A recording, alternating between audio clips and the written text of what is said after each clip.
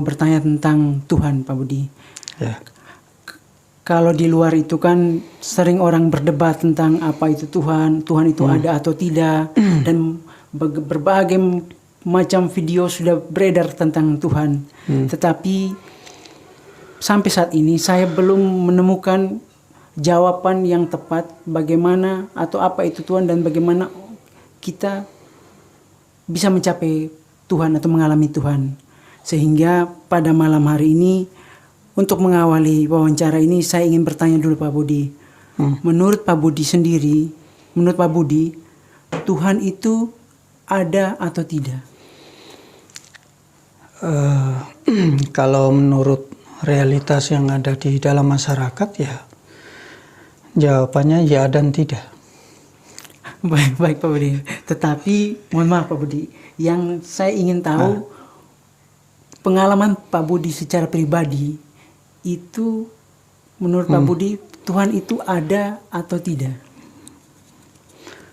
Kalau menurut saya pribadi, Baik Pak Budi. maka pertanyaan ini tidak untuk saya jawab. Baik, maksudnya bagaimana itu Pak Budi? Mungkin bisa menjelaskan kepada kami. Ya diam. Jadi pertanyaan ini bukan untuk saya jawab. Baik. Karena begini, kalau saya menjawab Tuhan itu ada, Ya. maka di saat itu juga makna Tuhan itu hilang. Oke. Ya. Dan artinya merugikan saya sendiri. Walaupun secara nalar saya ngerti, tapi secara rasa hilang.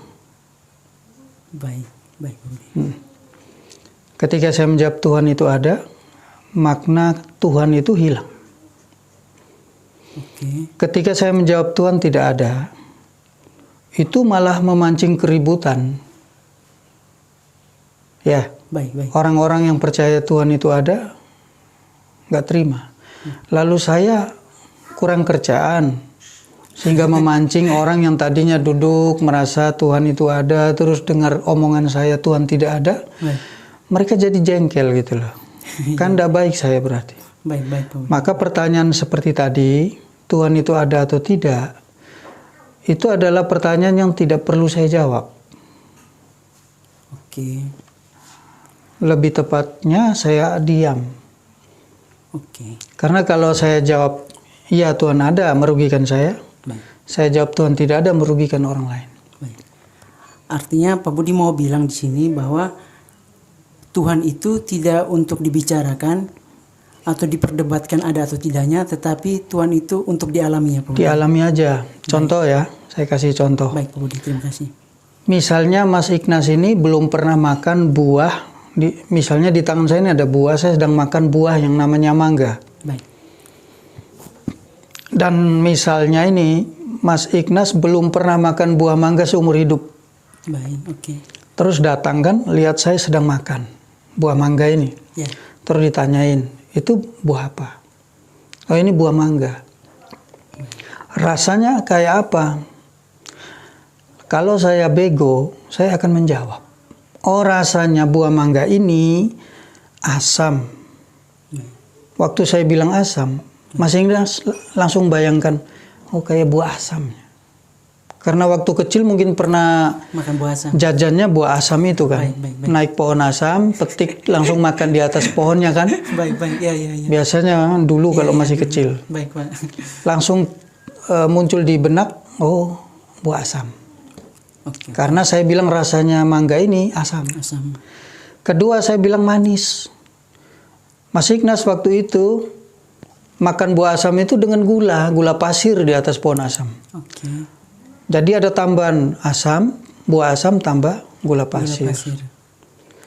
Lalu saya bilang lagi, dia juga gurih. Ini buah mangga ini rasanya gurih. Dan betul, Mas Ignas setuju bahwa memang buah asam itu kalau ditambah gula pasir waktu itu di atas pohon tuh rasanya gurih. Oke. Bahasa matematikanya begini, buah mangga sama dengan buah asam tambah gula pasir tambah gurih. Baik. Apakah kenyataannya begini, kebenarannya seperti itu, buah mangga sama dengan seperti ini? Tidak Pak Budi, tidak. tidak tepat toh? Ya, Tidak bisa dijelaskan. tidak bisa jelaskan Pak Budi.